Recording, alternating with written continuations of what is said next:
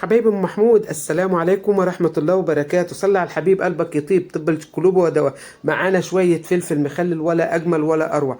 ايوه، الحامي الارناؤوطي اللي هو بصوا فاخر من الاخر. غسلناه ونضفناه وروقنا عليه ورحنا بقى ايه منضفينه ومظبطينه. شوفوا بقى حبه فلفل بقى، عايزين طعميه، عايزين فول، عايزين التحابيش الجامده دي.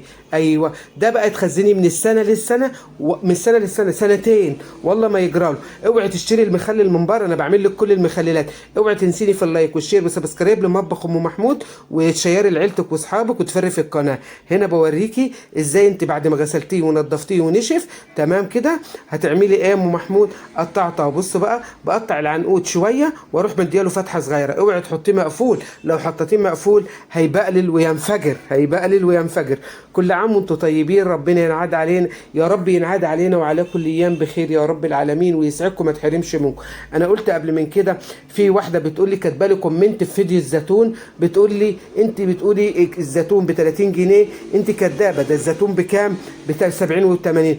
انا مش هكذب ولا على مال الدنيا بحالها، احنا ناس بنخاف ربنا. انا جبته ب 30 وكل مكان على حسب ما بيتباع، لان احنا عندنا هنا في المحافظه بتاعتنا عندنا مزارع زيتون كتير، فكل حاجه عندنا في الموسم بتاعها يعني بتبقى سعرها كويس، مش جبار قوي. 70 و80 دي عندها. حطيت هنا شويه خل، انا غسلاه ومنضفاه، حطيت شويه خل ورجيته فيهم وبكبهم تاني ما بستعملهمش. هنا معايا هرسه الايه الشطه اللي انا لما بعملها بركنها للمخللات بتاعتي، اللي بيفيض مني من المخلل اللي قبله سواء محلول او الشط او هرسه الشطه بحطها واجي استعملها تاني مخلل. لو عايزه مني حياء في الملح او اي حاجه بكملها. هنا حطيت ملح بس، انت عايزه تحطي بقول لك لو انت هتحطي كيلو هتحطي له 4 معالق من المطحون للكيلو، من الخشن هتحطي 5. تمام كده. انا حطيت هنا بكمل بقى، حطيت هنا 4 لانه كنت مملحاه، بس كنت بكمل حاجه بسيطه. تمام كده. حيائي بقى وحط معلقه السكر. شوفوا بقى جميل جميل، ولا اروع ولا اجمل من كده. هنا محطوط في المحلول ده الليمون المعصور ومحطوط الهريسه. انت عايزه تحطي توم حطي توم، انا لا حطيت توم ولا حطيت خل. تمام كده يا جماعه. لان الخل انا مش هحط خل، بس انا حطيت سكر. السكر والملح مع بعض والهريسه اللي انا عاملاها دي ماده حافظه. عبيه بقى ومش تكبسيه قوي، خليه بردك يعني معقول كده عشان ياخد منك المحلول بتاعك.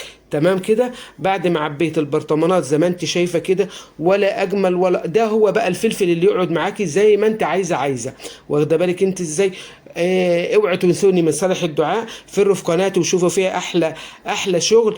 احنا ما بنعملش اي حاجه الا الصدق والمصداقيه. لو مش الفيديو والمصداقيه لا، ما احنا ملناش في اي حاجه تانية، احنا ملناش غير هنا انا جبت غطا الايس كريم وبعمله كده عشان اكبسه بيها، بقطع منه بخليه على قد فم البرطمان.